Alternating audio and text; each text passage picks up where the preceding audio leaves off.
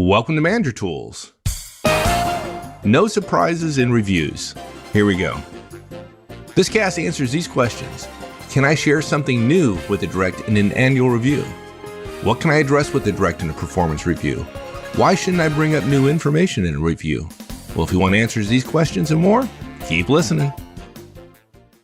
Folks, this week's episode of Manager Tools is brought to you by the Manager Tools Effective Communications Conference. We'll teach you how to observe and analyze other people's communication behaviors, both verbally, face-to-face, and in email, and tell you how to make small changes in how you communicate with others to help you be more effective. With all the talk about collaboration and teamwork, you've got to become a better communicator if you want to be most effective. Come see us at our Effective Communication Conference. Come to the website, manager-tools.com. We've got a list of all of them that are coming up through 2016 and into 2017 as well. And I'm going to podcast bomb you by saying that ECC is the thing. The Effective Communications Conference, of course, is what I wish I had known at the beginning of my career. Had I known that, I wouldn't be on this podcast. I wouldn't be on this podcast right now. I'd be retired. Everybody would have worked for you. Exactly. Okay. As I say at the start, when I present, I don't present it very much anymore, but single most important thing I ever learned in my professional life. To me, the most wonderful thing about many organizations, that's the annual performance review and the need for managers who believe that it is their role to entertain and introduce some drama into corporate life because it's not exciting enough without that. And so they decide that the way they're going to do that is they're going to share something new with directs in a performance review. It's always exciting. You can never find more than 5% of an audience that says, oh yeah, I like the annual performance review. And it's done in virtually all mid to large size companies. And it's horrible. And it's so bad that now in the popular press, they're talking about getting rid of it. The only problem is they're addressing the symptom and not the underlying problem. And managers think, well, I have to be honest in my review, which is funny because it only has tangentially to do with honesty, because if the managers had been honest, they would have been given feedback daily, weekly, monthly, quarterly throughout the year. That would have been honest. Actually, writing something down that's a surprise in a review is not about honesty because we've already thrown honesty overboard. What it is I have to please my masters and I haven't done my job throughout the years. So I'm going to use this organizational system in order to tell a direct something I should have told them months ago. And we wonder why people don't like them. Yeah. Throughout the year, I decided to give higher meaning to my own personal comfort and default way of working over that of giving you some feedback that would actually be useful to you. And I'm going to exercise all that. I'm going to do my confession at the end of the year and just dump it all on your performance review. And I can blame it on the system. Sorry, nobody likes reviews. Yeah. So look, we've got this is an easy piece of guidance, folks. It has huge ramifications, but it's an easy piece of guidance to digest. 3 key points. First of all, obviously, never deliver new information in a performance review. If you talk about it in a performance review, it should be at least the second time you're doing so. The reason why is it destroys your credibility and trust with your directs, which is the foundation of high performance. And the answer, of course, is to start delivering feedback more regularly so you'll have credibility when you deliver the review at the end of the year. Cool. Okay, so for many people, the idea of never delivering new information in a performance review will be pretty self-evident, right? I mean, that we won't get a lot of argument. And right. On the other hand, there are some people who will argue with that. So you think the majority, really? Oh, you would argue now that the majority know they're not supposed to introduce new stuff? God. No. No, probably. No, dude. Get out in the field. No. People aren't doing it. I would argue that people know they're not supposed to, but they do anyways. Like when they do it, they know that they really shouldn't be doing it. Yeah. Now we're having a discussion between the knowing and doing gap, about which we couldn't care less. All we care about is what you do.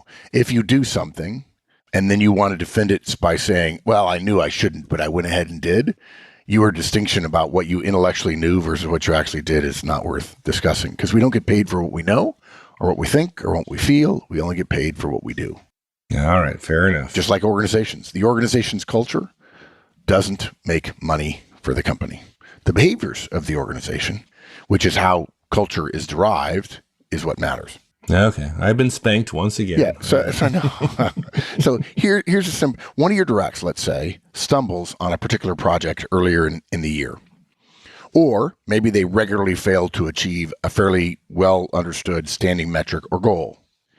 If you can't say, we've talked about this, whether you say that or not, if you can't honestly tell a third party that I've talked about this with this direct, when you deliver that review at the end of the year, ethically, you can't mention that failure in their review.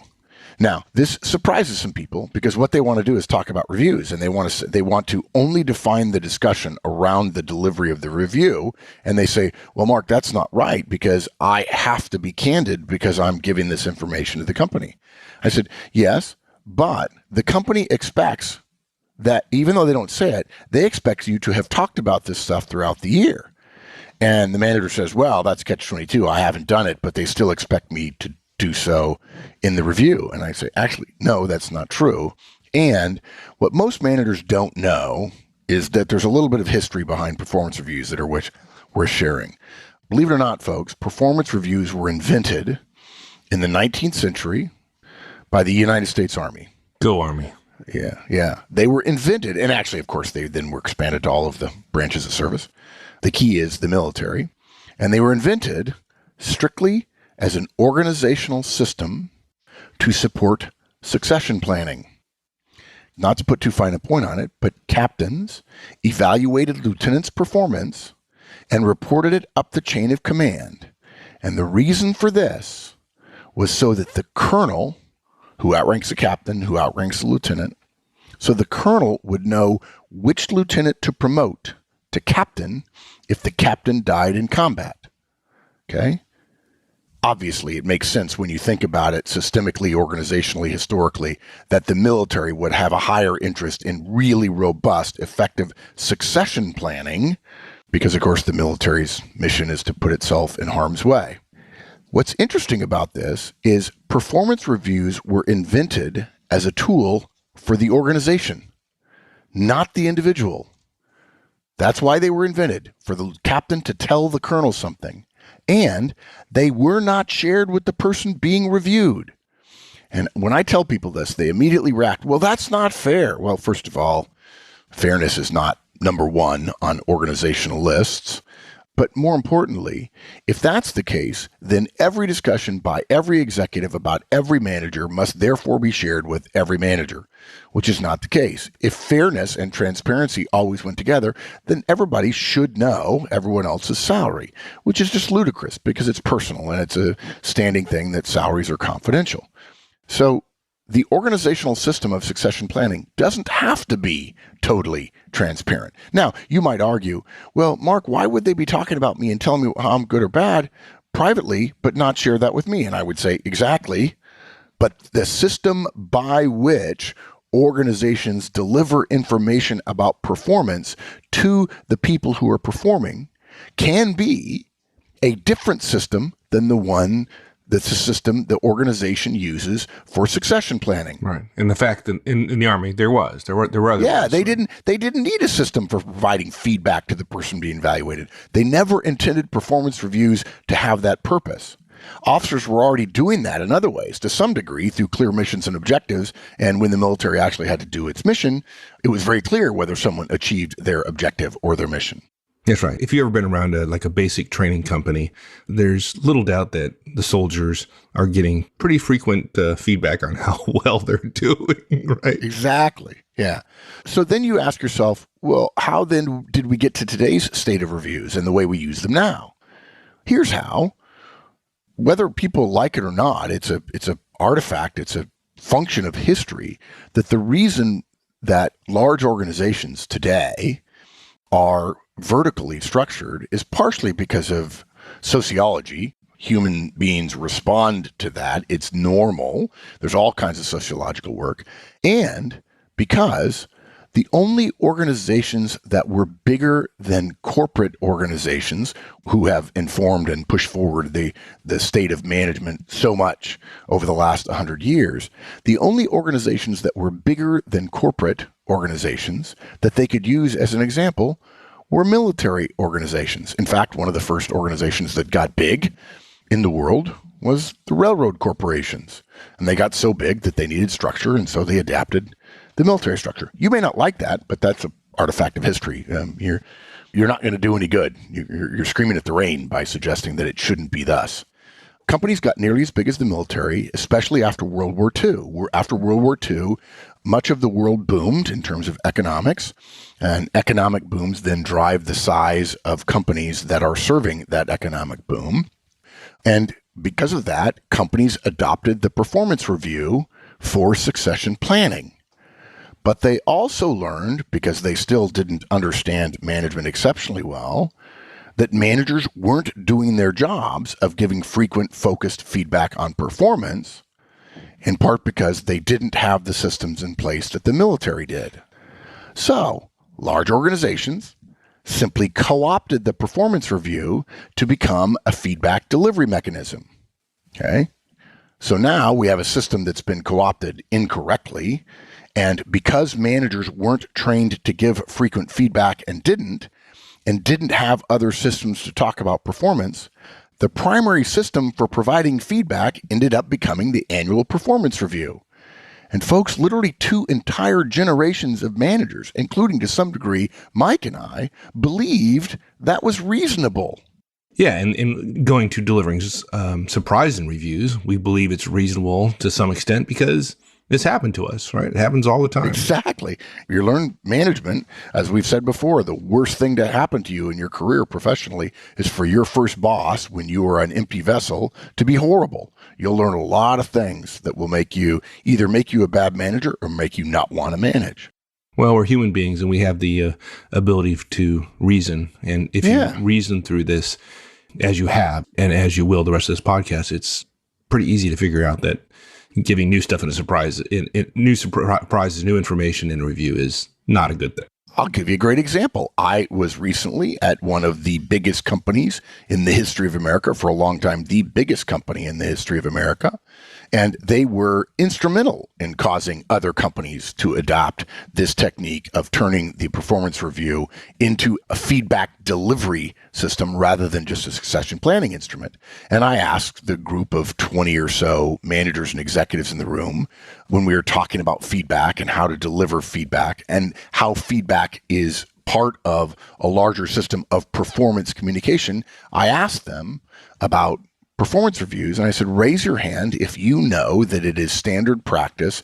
The benchmarking of the most effective practices in delivering performance reviews means you always give it to the employee, your direct, the night before to allow them to read it, to not be surprised in front of you. And not a single hand went up.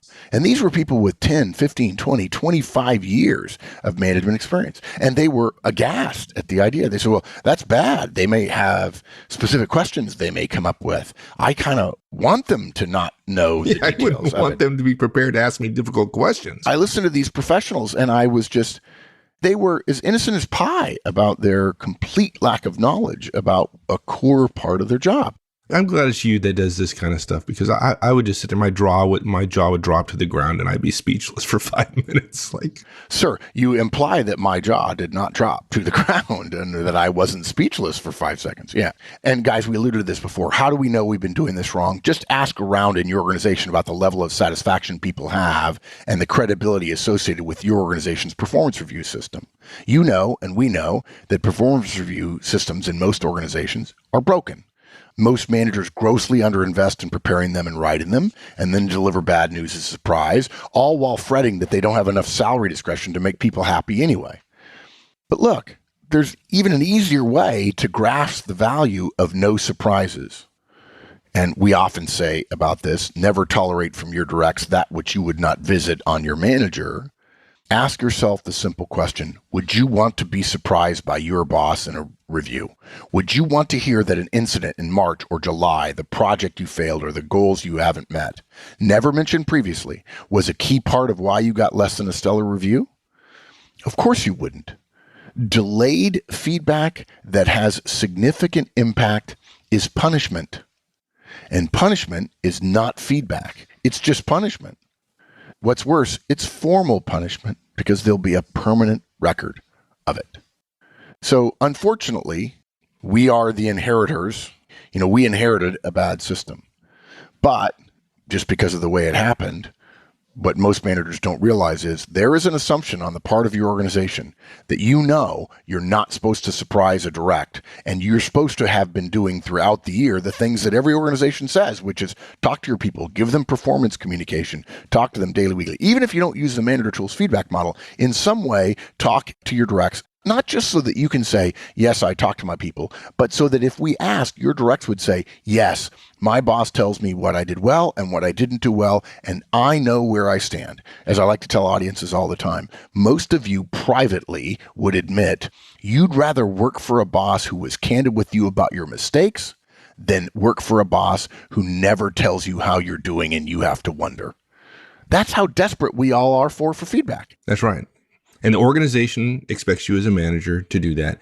And Right. your directs expect you to do that as their manager. And as soon as you start delivering surprises in their annual review, it completely destroys your credibility and their trust in you. Yeah.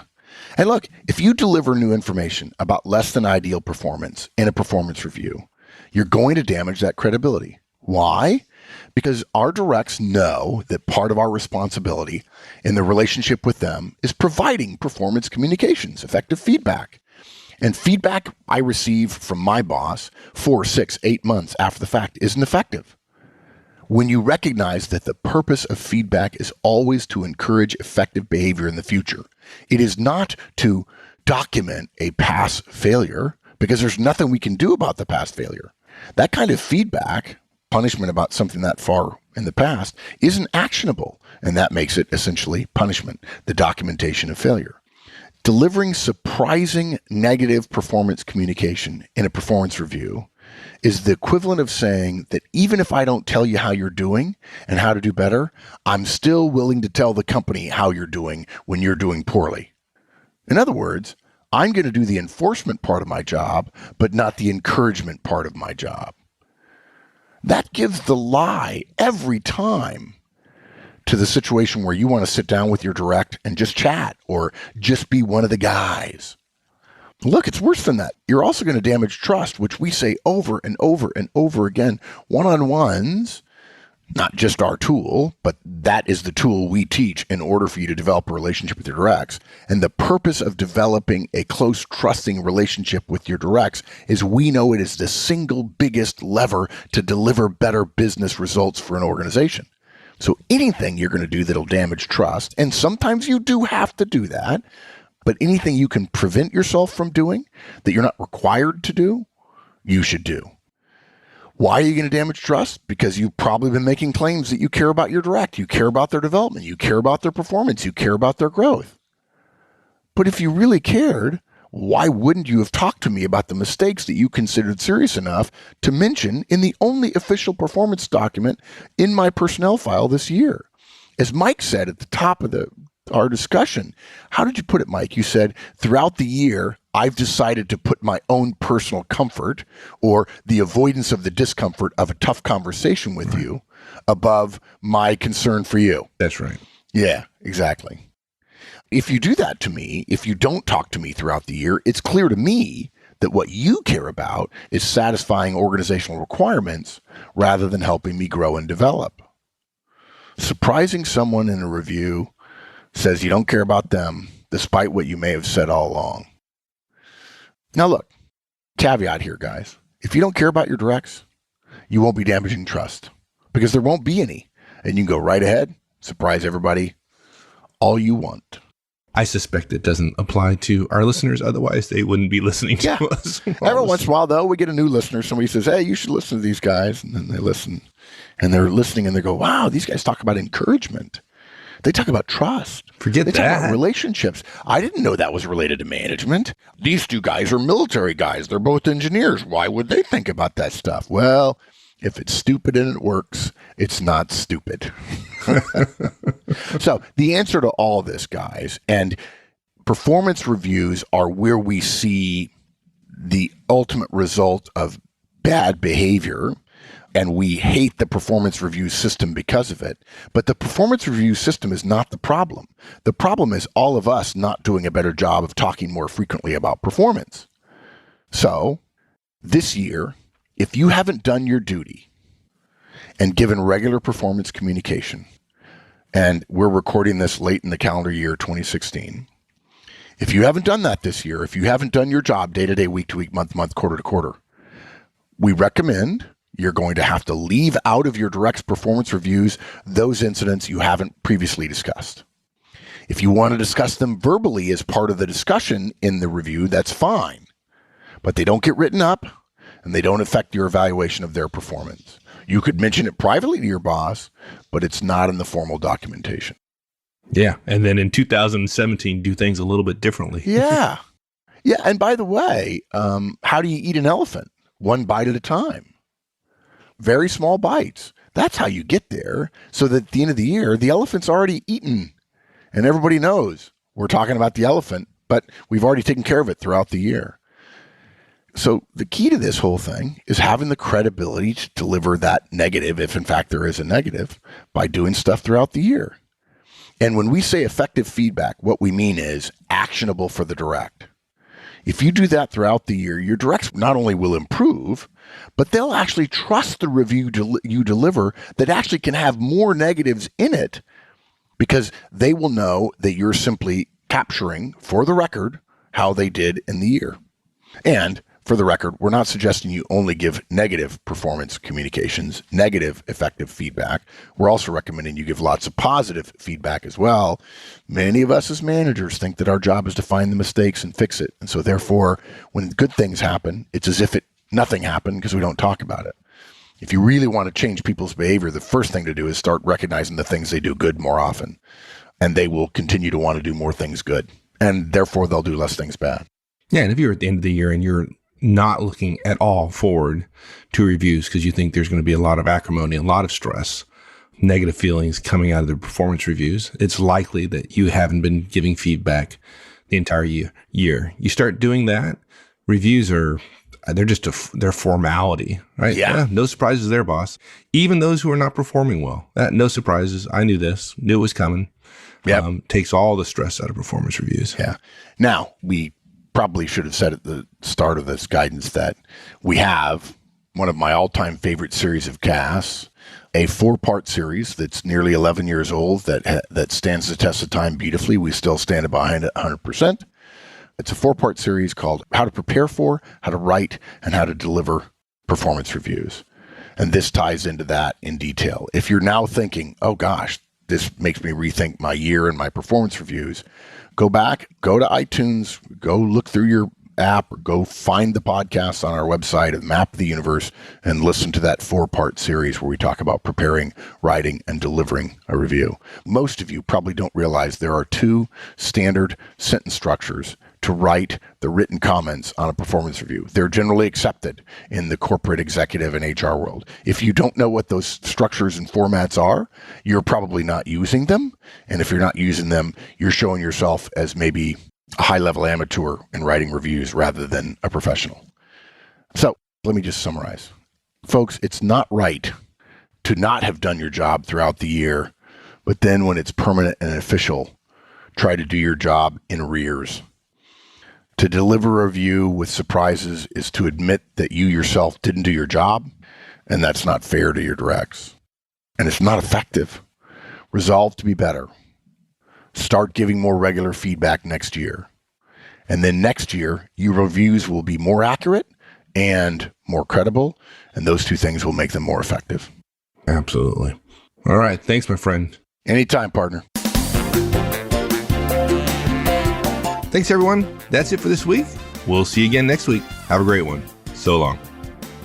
If you enjoyed this podcast and you want the how-tos of management wherever you are, check out the free Manager Tools mobile app. It's available on both iOS and Android devices.